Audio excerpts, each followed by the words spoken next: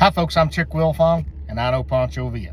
First things first, disclaimer, if you can't handle an adult joke, keep on scrolling. I don't want to listen to your shit, and I'm sure nobody else wants to have to read it either. So,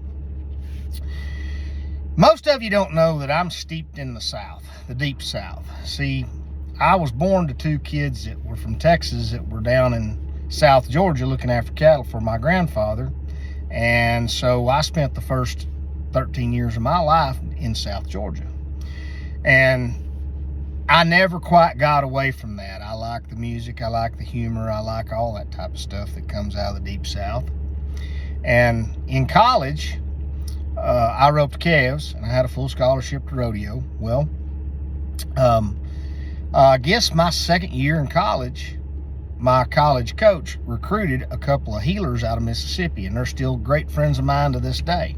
But one of them told me a joke one time that was then one of my favorites, and to this day is still one of my favorites. He said, there was this traveling wrestling show, and they were going round and round to all the little towns down in the South. And they'd go and they'd advertise, and they had this one headliner wrestler that had this super hold.